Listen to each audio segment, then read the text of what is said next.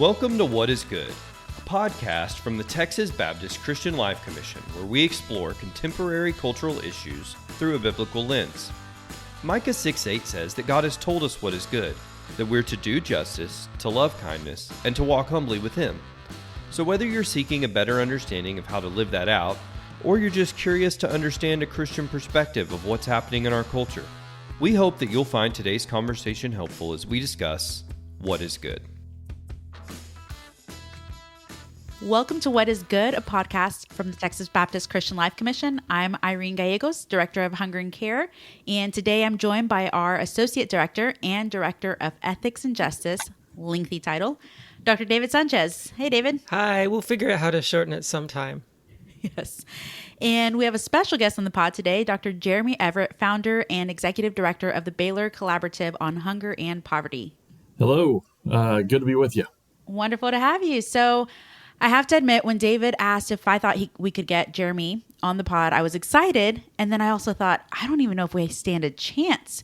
Jeremy, I feel like you just have such an influence, and really at a national level, and a deep involvement with summer meals. And so I know that your time is very valuable, and we certainly appreciate you being here. And so I'm excited for our listeners to hear from you and learn more about your book, I Was Hungry: Cultivating Common Ground to End an American Crisis.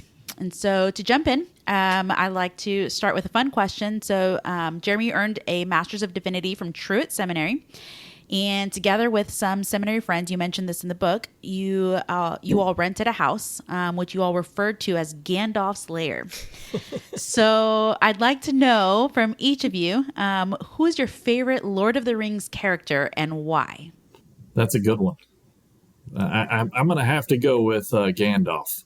All right. You know, legendary figure. I'm a tall, skinny guy that needs to cover up most of his face with a beard, so I really identify with that. And yeah, I'm definitely a Gandalf guy. What about you, David? Man, it's really hard for me to pick. I like so many for different reasons. I almost want to steal. Irene put what her answers were, and I kind of wanted to steal those. I'm going to balk and say my favorite character, this is kind of weird, my favorite character is the whole fellowship. Okay. Because I really like how it's an illustration or a metaphor for us of Christian fellowship, of people from different backgrounds, different races, in their case, different species, being able to come together with a common cause.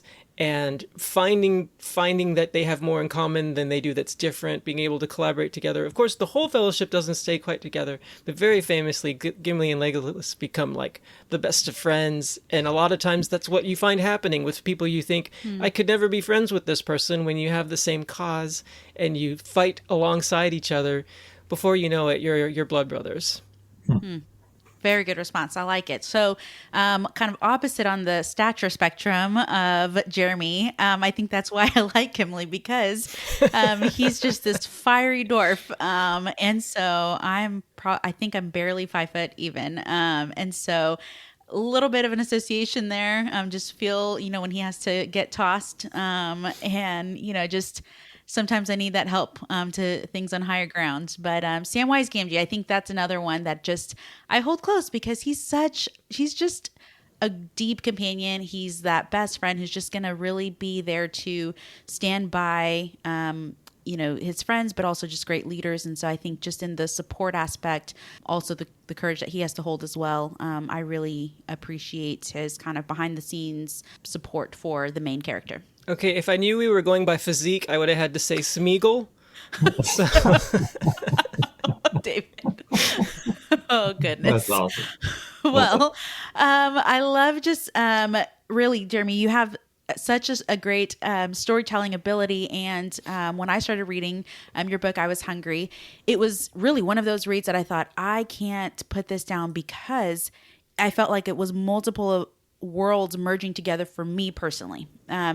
Now working and serving in vocational ministry, having the public health background, and in the context of CLC and what we do from biblical perspectives to the advocacy, community ministry, it just really had a lot of ideas were running through my head. So for our listeners, Jeremy, could you just give us an overview of your book? Yeah, well, and I want to take a step back too and just say thanks for the invitation to be on the podcast with you. So some of the folks that are listening would know this and remember this, but some might not. And we would not be here if it were not for the CLC. The Christian Life Commission was the initial animator of the Baylor Collaborative on Hunger and Poverty, originally under the name the Texas Hunger Initiative. So we are here because there was a vision by Susie Painter and a team of people at the CLC at that time for a world without hunger. And I just was fortunate enough to be in the right place at the right time and be able to be the inaugural leader of this project. So, when we think about I Was Hungry, so I don't know about the two of you, well, David, I'm learning about you, and Dr. Gallegos has an enviable background. I wish I had a public health degree. That would have served me well in this role. I got too many theology degrees, but it's funny because, I grew up in church, my granddad's a Baptist minister. My uncles are Baptist ministers. Of course, my dad is a Baptist minister. I grew up where they talked about reading scripture all the time. Right. Yeah. And in spite of the fact that, much of scripture is riddled with our call to people that are hungry, or our call to people that are found to be on the fringes of society, it seemed like I missed it. For much of my life, I just feel like I missed it. And so the reason I named the book I Was Hungry was after Matthew 25. Jesus famously in Matthew 25, the only eschatological scene in the entire Gospel of Matthew, Jesus returns and he starts to say, I'm separating the sheep from the goats, the righteous from the accused, and that's all around whether or not they fed the hungry and welcomed the stranger and visited the sick and people in prison. And he goes on to say, and a lot of us latch on to the least of these, which is, he says, as long as you did this for the least of these. But then he continues to say, who are members of my family, you did it to me.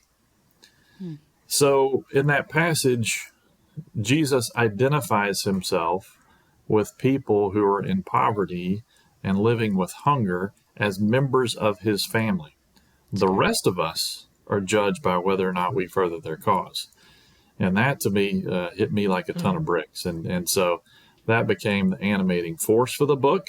And then, David, really, your concept of the fellowship is probably, the way that we want people to take action is to recognize that, none of us is going to solve this problem by ourselves. No organization or sector can even solve this problem by itself. It really requires all of us working with each other. And I think that's when God's Spirit chooses to move through us to be able to do transformative things.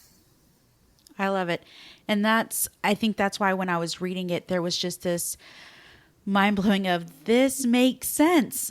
Because for me, I didn't have the deep Baptist background that both you and David, that you have as well. And I grew up in church. I grew up in a non-denominational Bible church. And so I had a bivocational pastor growing up, didn't even know that a full-time pastor was a real thing for people, to be truthful. And so then I go off to college, and that's the church I knew from coming out of the womb to 18 years old. And then I go off to college and go to Dallas Baptist University. And so then that's where I start learning more about Baptist context, Baptist history.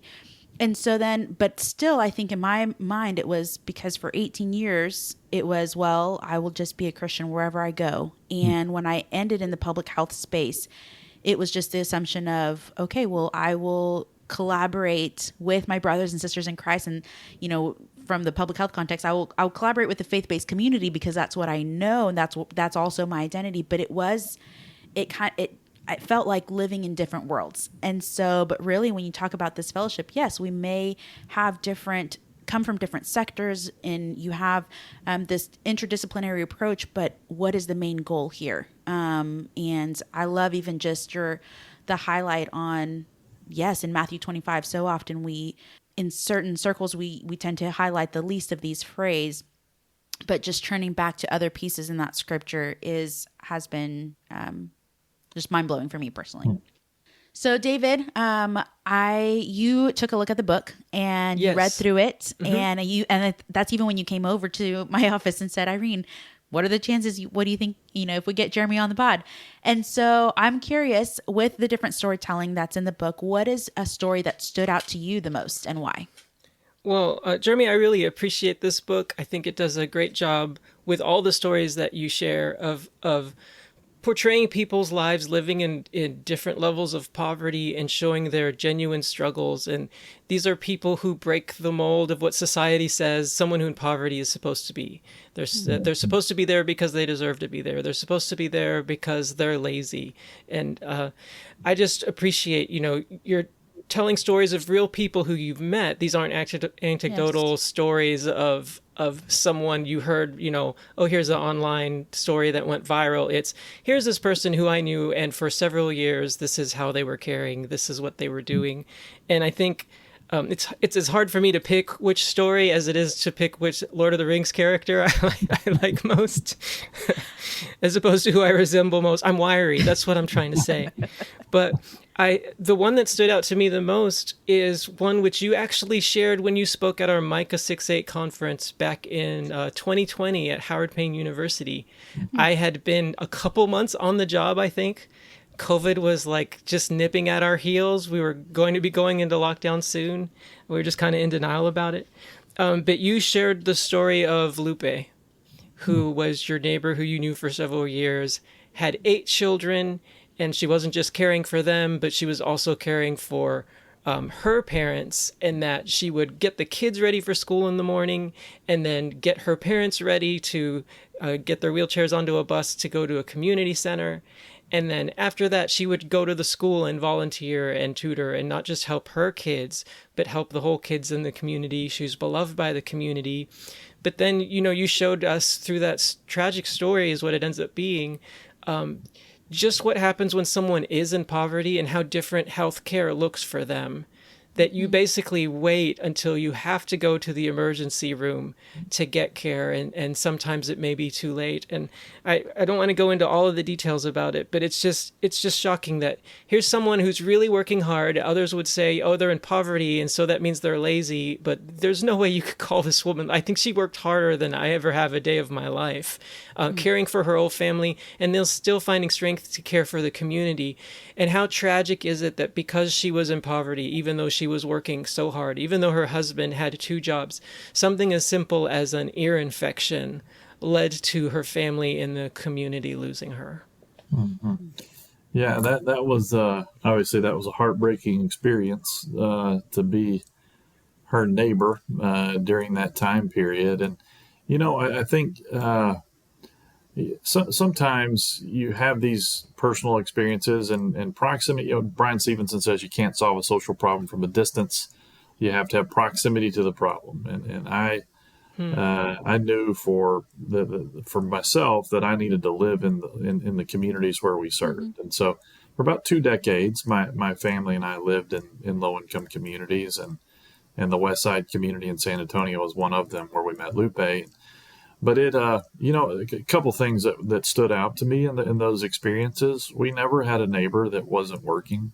So you hear about people, you hear this myth about people not working and taking advantage of government programs and so forth. And really, we create that myth because it abdicates responsibility for their well-being to somebody else. So we are not responsible for them. We abdicate responsibility so that we don't have to take care of people who are in difficult circumstances. That allows us to live a life that we want to live and not feel a sense of responsibility to other people. But in the I Was Hungry text, we know that we learned that caring for our brothers and sisters who are hungry or living in poverty or who are a stranger, that our health and well-being is inextricably intertwined with them, both in the reality today, but also in the here and now. And so it's not just extra credit. These acts of kindness are not extra credit, but they are required of us. And Yes. and so we hated to see, I imagine now Lupe would be a grandmother, and those kids that she was raising to go to hopefully graduate from high school and go to college would be out of school, and they would have families of their own. And it's sad to know that their mom isn't there to witness it all. And you're right. I think that's the amazing part of that Matthew 25 text is, again, what you said. It's just, sometimes we view feeding the hungry, we view welcoming the stranger as, the quote unquote, what you said, extra credit. It's this thing that, we could do or we might do from time to time, but no, it's truly embedded. It should be, this is a lifestyle. This is who we are. And I appreciate the conviction that you and your wife had, and that so many others have had, just of we want to live in the communities because this is our life. This is not just a short-term missions. This is a missional lifestyle, and this is part of who we are. And this book took me back to, I remember this is maybe during my DBU days, if not shortly after. I worked temporarily a few months for, actually a little longer, but the Baptist Medical and Dental Fellowship, and I coordinated medical and dental mission trips. And I remember one of the conferences we hosted, and that was the first time that I had ever been informed of just what it meant to live on opposite sides of the tracks. And I remember just feeling compelled of, one day I want to live in an area where I'm truly living in community with my neighbor. Because at that point, I think growing up, I really didn't even know my neighbors well. And it was, I think my parents really protected us and didn't want us, we played in the backyard all we wanted, and could, but we didn't play in the front yard. And now fast forward, my husband and I, we have 2 kids. And when we first moved into the more rural area that we're at, I thought, what are we doing here? We don't even have neighbors. This is not the life I want. But yet for me, there have been moments where I thought, okay, I feel like we're in rural missions now. And this really is outside of my element, but through different experiences and really the collaborative hosted Together at the Table. And this year I got to attend for the first time, and it truly was a transformative experience for me. And so something as simple as the centerpiece being different types of plants and offered to attendees to take home. I really thought, what am I going to do with this parsley plant? One of our teammates, Rebecca, had gifted me this beautiful succulent arrangement, and it was dying in the office. And then our director of counseling even came over and she said, here's this bulb with water. I don't even know what it's called. I'm sure it has a name, to help water the plant. You don't even have to do much, but the whole arrangement just died. It withered, and I did not take care of it well. So here I am leaving the summit, with this parsley plant, and thought, these are great people here. I'm filled in a room with anti-hunger advocates, and I want to really consider not only my role in overseeing our Texas Baptist Hunger Offering, not only my role in contributing to the Hunger Offering or connecting with the ministries in our Hunger Offering network, but what is my personal role that I want to take in this anti-hunger conversation and community. And so I took that parsley plant and ended up creating some space on our property where I was like, I'm just going to try a garden. And for me, it was not just to have any garden, but I really wanted to use the information. And I apologize, I'm going off on a rabbit trail, but I'll bring it back in. But the information that I learned at the summit on regenerative agriculture, regenerative farming, and gardening. And for me, it wasn't just about creating a garden just to prove that I can keep some plants alive, but I thought, what is the community that I'm going to build with this? How am I going to connect with those around me? How can I give back to maybe those who are hungry around me with my little garden? And then on top of that, how can I create this garden on low resources so that I can share that with others and see how it's possible that you don't need to buy the fancy rich compost, but we can do this ourselves and being resourceful. And so let me tell you, it has been a whole learning journey. Listeners of the podcast will have heard a little bit of my stories along the way, and it's amazing. And now I just gave some yellow squash and jalapeno peppers to a neighbor just yesterday. And so and my other neighbor who grew up on the land that I'm on, she sat on the front porch. I said, Kathy, I'm over here Googling gardening 101, but you're right next door. And so she came over and I thought, well, we'll sit on the swing of the front porch. No, we literally sat on the edge of the front porch. But I just love the community that it's built as well. And so with that is when we're feeding the hungry, it goes beyond that meal truly. It is that relationship. It is a part of what God is wanting us to demonstrate his character and share that with others. And so that's awesome. Yeah, I'll just jump in right there, Irene, that's part of what I appreciated about this book is it kind of opened my eyes to see hunger in places where I might not think it exists. And it's not because I wouldn't assume it or not assume it. It's just because I'm lost in my own little world. So I remember just going to the In-N-Out on Hewlin, and after reading the book, I was just looking at the workers and noticing the different ages of the workers and noticing, okay, here's a woman in her 50s and 60s, and her job is working at this In-N-Out. She probably has a home, that has poverty, if this is where she has to work for her family. And just realizing, like, no matter what community you live in, unless it's like really, really nice, chances are there are going to be people nearby who, if you have the eyes to see it, could use a sack of vegetables from your garden. That's awesome. I'm glad, Irene, that has been a positive experience for you and community building. And there's a really sweet spirit this year at the summit in terms of everybody just seemed like, I think everybody was excited to be with other people who are doing good work. Yes. At a time when we are in a place of chaos as a nation and as a world.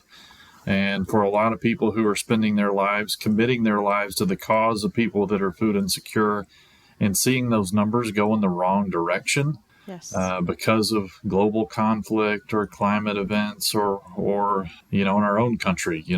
Texas is now ranked number 1 in food insecurity in our country. That's a state with a strong agricultural community, an oil boom.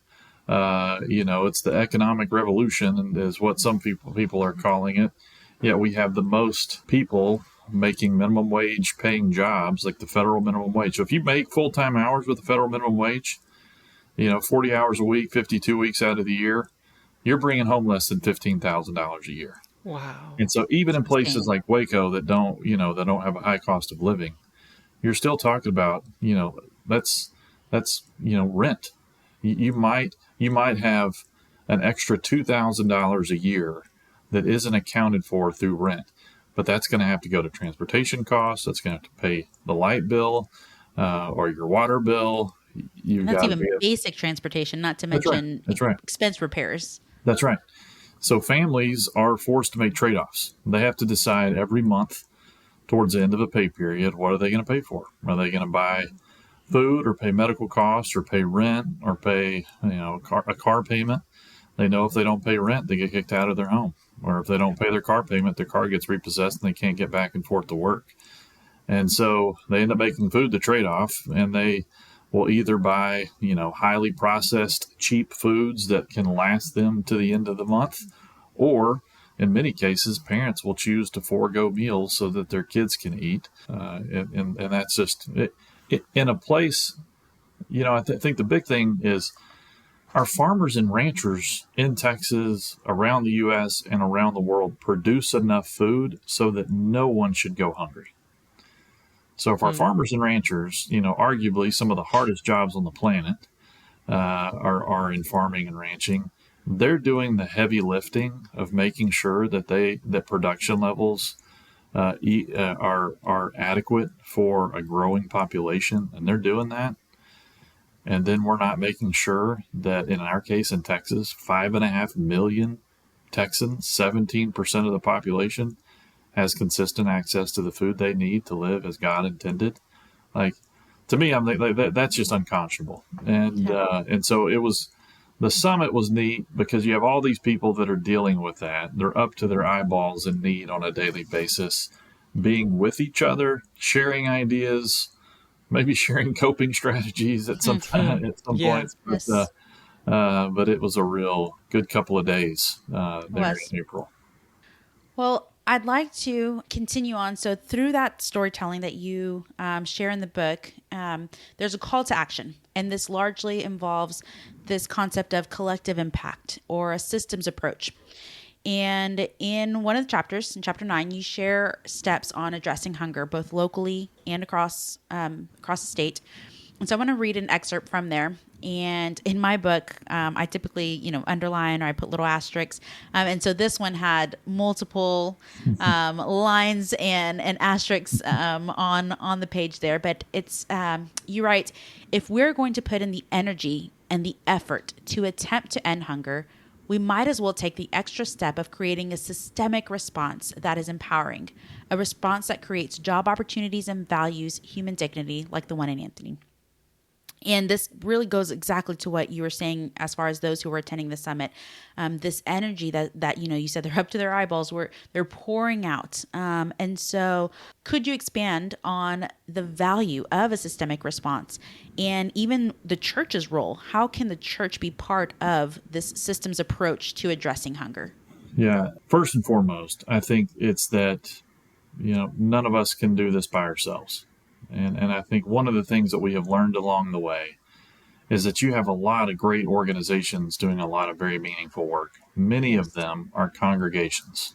Yes. But when they are working in isolation, like if it's just a church trying to address hunger in their community by having a food pantry, or if it's just a nonprofit who's offering a summer meal program to kids when kids are out of school, all of that together is great and it's very meaningful, but we actually have the capacity to end hunger. I mean, remember, if our farmers and ranchers are producing enough food, then ending hunger can be a reality. We've just got to figure out the logistics, in a lot of ways, right? Yes. And now we have to have the desire to figure out the logistics. Yes. We have to recognize that if you have 750 million people around the world that are on the brink of starvation, that's unacceptable.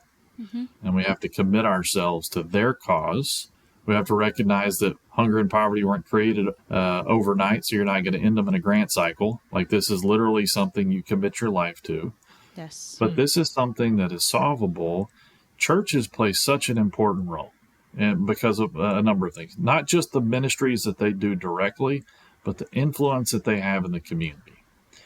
Now, most superintendents in Texas and mayors and county judges, your elected officials, your business leaders, your nonprofit directors, in a state like Texas, most of them go to church somewhere.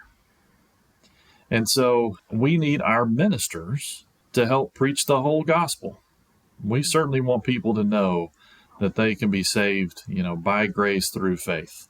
But that passage continues on to say, so that you can do good works, right? It doesn't stop there, right? And so we need to become a Matthew 25 church, a church that sees that passage and recognizes its importance. If we do that, then we'll start to see people wanting to show up, and we'll see Christians becoming more relevant in the public square again. And so churches play a really important role in faith formation. So help your members understand their commitment and call, whatever their discipline is, whatever, wherever they find themselves working. They may still be in school, and but all recognizing their collective calling towards this. As an aside, I was with some of our college students last week in Washington, D.C., and I teach a residential course in D.C. for students that are wanting to learn how to take a systemic approach to food insecurity. And I was reading the Gospel of Luke, where Jesus has unrolled the scroll of Isaiah, and he's announcing his calling. Yes. And he says, I've been called to bring good news to the poor, sight to the blind, and so forth.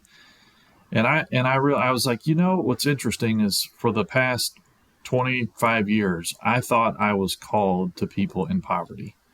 But I'm just now realizing I'm just called to be Christian.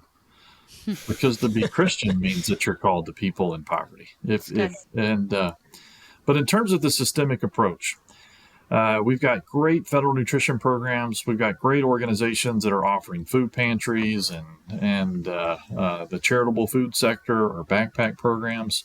If you get all of these organizations in your community, if you invite them to work together towards a common cause, then you say, okay, what would it look like for us to create a food secure McLennan County or Brazoria County or Travis County? And how can churches play an important role of convening all of the different groups to say, all right, what's the scope and scale of our need? How many people are food insecure? Where do they live? Who's doing something about it? Where are the gaps of services? And then getting everybody to work together towards a common cause of addressing hunger in a systemic way. It's as simple as that in many respects. And the good news is we actually are launching this in August, this fall, a new Baylor certificate in hunger-free communities. So you can actually go online and take a course in learning how to do this in your community, and we walk you step by step through the process if that's something that communities want to be a part of.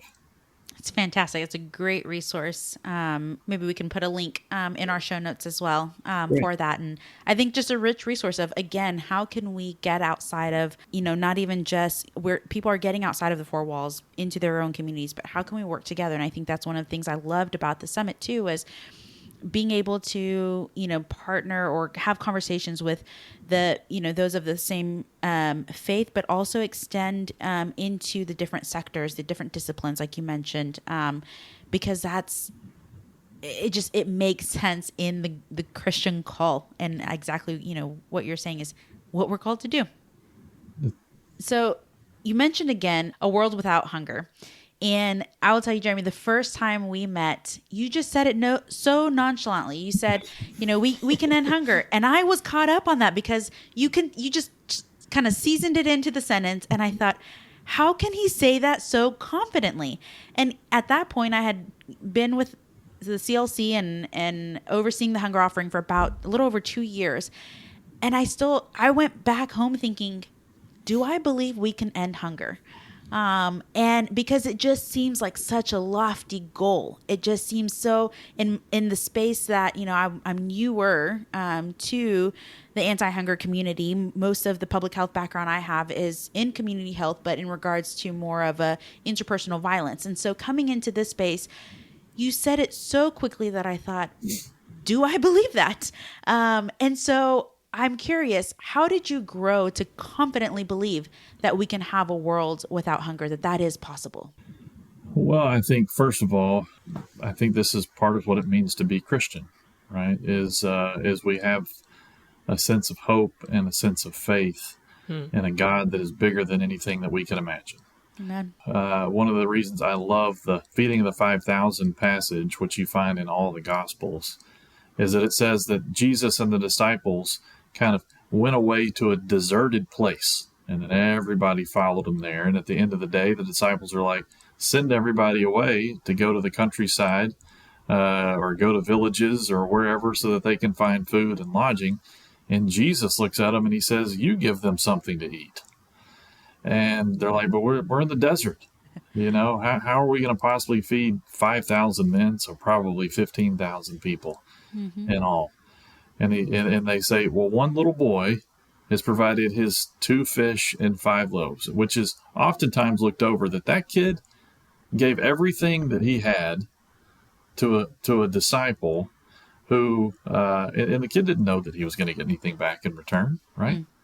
And so he gave it all. He literally gave everything that he had. So if we think about having faith like a child, he certainly displayed what that looks like. But then Jesus is taking and he breaks the bread and breaks the fish, and certainly we know how that story goes.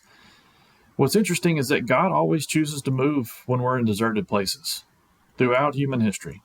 And we are certainly in one right now. With the political polarization that we have, with the global conflict that we have, and another one on the horizon, we are in a deserted place, but this is when God chooses to move. And so I think as people of faith, that's what we can rest assured in. But we can also know that, man, we've also been able to solve for a lot of problems that we never could have imagined being able to solve for. Sending somebody to the moon, or maybe even somebody to Mars at some point, right?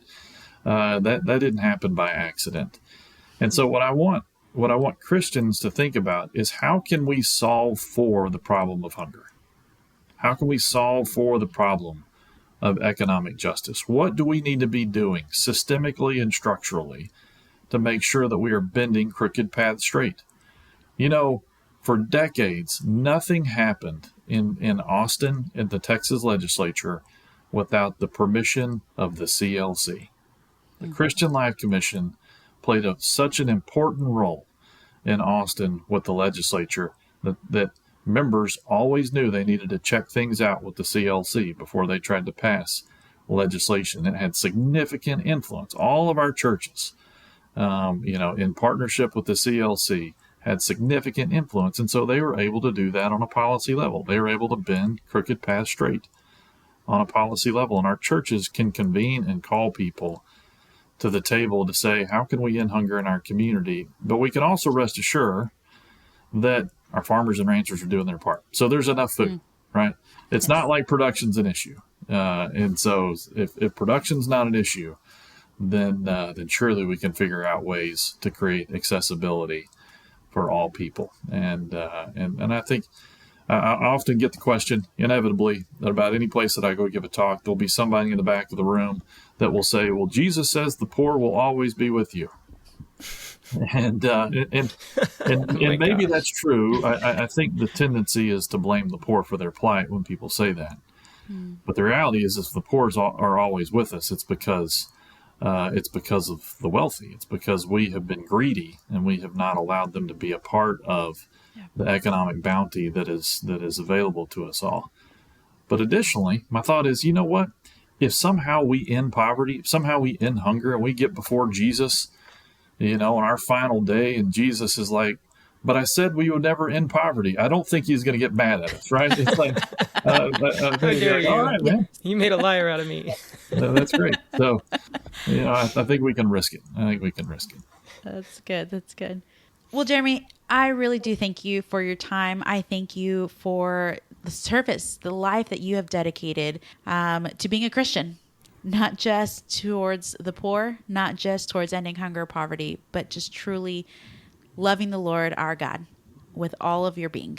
And so I'm encouraged. I hope that our listeners would find ways to connect. And so I'm curious, what ways can people connect with the Baylor Collaborative on hunger and poverty? And what would be maybe your final call for any of our listeners? It's a wide audience, but I would say most are from churches and our Texas Baptist churches. So among our Texas Baptist leaders and our Texas Baptist churches, how can they connect with the Baylor Collaborative, and maybe some final words? Yeah, well, I would say our website's hungeredpoverty.org. And so go to our website and check out what we have. We have data analytics and statistics on every Texas county. And we got some great researchers that work with us that are helping us better understand the causes and consequences of hunger. And so hungeredpoverty.org can be a great resource to folks. That course, the Hunger Free Community Certificate Program, if that's something that people are interested in, you actually get a Baylor diploma that comes in the mail after you complete the course. So that's pretty cool.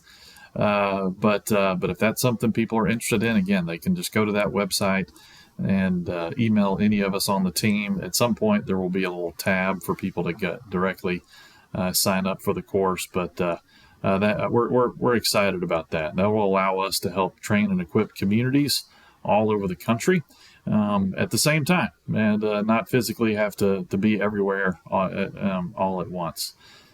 And then I would just say, for the people that are a part of your audience, first and foremost, I want to say thanks. We wouldn't exist without our partnership with you all. You all help give vision and life to the Baylor Collaborative. And I am specifically fortunate that I'm able to get to do this kind of work on a daily basis. And I feel very privileged to be able to do this and work with the kind of people that I get to work with all the time, people like y'all, and get to meet people that are doing inspiring things. So, and I would just say, and this is very much kind of animated in the book, but it's, I think if we or I think if all of us would be willing to commit our lives on behalf of the hungry, then I hope that it will be said to each of you on our final day, "Come, you that are blessed by my Father in heaven, inherit the kingdom prepared for you from the foundation of this world. That I was hungry and you gave me food." Amen. Thank you, Jeremy. For those of you who are interested in getting a copy of the book, it is titled "I Was Hungry: Cultivating Common Ground to End an American Crisis." And this is one of Jeremy's books. And so David and I think both can give just a huge praise and highly recommend the book. And so as is our custom to end our podcast episodes, we like to focus on what is the good happening around us. It can be something personal, something in your proximity or around the globe. So David, would you kick us off? What is good? National Knitting in Public Day. Yes. Indeed. I did not know that was a holiday of any sort for us.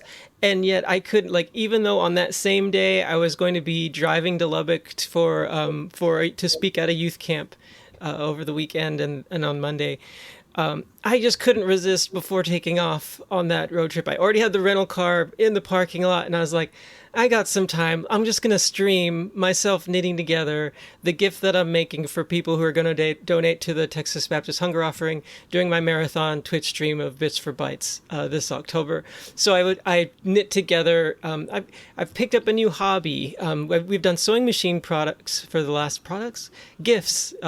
plushies Yes. for the last hats and stuff for the last 4 years, and I picked up crocheting this year. Started it in January. So I like it's a bigger word. It's called amigurumi. It's when you make crochet little gifts. So, for example, here's a couple sheep that I've made. Oh wow! Oh, wow. That's awesome. I have not seen those. That's impressive. And if you're impressed with that. You have to show a picture. Here's a tiny Yoda. Oh, that's awesome. Wow, David, you're going to have to show posts in the comments somehow. Yeah, that is awesome. All right, we'll post it on our social media when this episode goes out. And I don't have it with me, but Jeremy, your son is into video games. This year I'm making mini, they have the cute little eyes like this, but Yep. It's little Mario power-up mushrooms. And so people who donate $50 or more to the Hunger Offering during my marathon Twitch stream events, I make these as thank you gifts for them. And Irene, we've just been floored, right, by how Yes. generous people's hearts are and how much Yes. it's grown each year. Over these last 4 years, I was adding it up, and it's been over $20,000 in these past 4 years that people have donated to the Hunger Offering. Wow. I've made a lot of hats And we're grateful for it. and a lot of Mario power-up stars.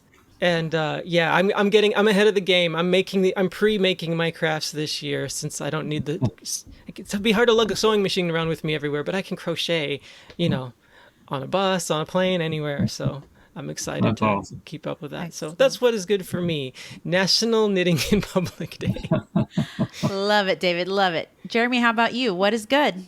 Well, last week I was in DC for the week and at the Bread for the World Wow. Advocacy Summit. And I'm on the board at Bread for the World. It's a super cool organization, largest Christian organization focused on political advocacy for people in living with hunger and in poverty, both domestic and global. And we had 500 people show up to the Advocacy Summit, which was by far the largest summit they've had in a lot of years. But 100 of those folks were college students. And so it was neat to see this next generation kind of coming together. And Bread works in a bipartisan capacity, so not like, it's not trying to throw one party under the bus. It's trying to figure out how to get both parties to be a part of a solution to end hunger. And so it was really cool to see all of these young college students just eyes wide open, just loving walking the halls of Congress and meeting with different members and encouraging them to do the right thing. So that was good. That was very good last week. Love it. Thank you for sharing. I'll close this. Yesterday, I was able to invite a friend over, and we had breakfast. And just she said, she's going through some things, and truly, someone living in poverty, and just seems like it is so hard for them to get out of the situation that they're in. Lots of vehicle problems, which is why I mentioned, even if you have the funds to pay for your vehicle, oftentimes, even if it's a cash car, you have just all these repairs that you have to make. And so she said, how about I come over for a time of fellowship and prayer? And so I made breakfast. We had time together to just sit and talk. And it was just a beautiful moment that I felt, even for me, it was a personal blessing of someone getting to step into my space. I had a mountain of laundry that I had not done yet. But just to say, this is real life. This is doing life together. And I'm inviting you into the messy. We're inviting each other into just true life. And so there were moments where I thought it's hard to resonate with I couldn't empathize with some of the situations that she's standing in, but yet just to be of encouragement, just to be a listening ear to one another. It was not this one-sided conversation, truly just being able to support one another. And even while our prayer requests look differently, again, standing in the gap for one another, and proclaiming just the authority that we have in Christ. And so that was just truly a highlight of my week at that point, and just a huge blessing. So, Well, that's awesome. Well, Yeah. thank you, David. Thank you, Jeremy, for your time. Thank you to our listeners for continuing to be supporters of the What is Good podcast. And we hope you will join us next time.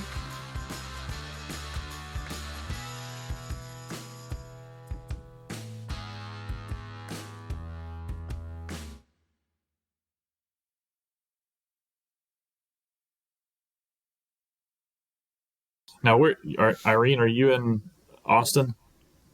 No, John is our director of advocacy or public policy. He's the only one in Austin or near Austin. So the rest of CLC, we're in the DFW area. So I'm in Boyd. I'm about by Azle, 20 miles northwest of Fort Worth. And David's in South Fort Worth. Okay. David, have you lived in South Fort Worth for a long time? Well, my dad was started as a professor at Southwestern in missions back in 1983. Yeah. So, yes. Yeah. Yeah, I've been here most of my life. That's awesome. I went to Southwest High School for a little bit. Me too. All right, man. When did you graduate, if you don't mind me asking? Yeah.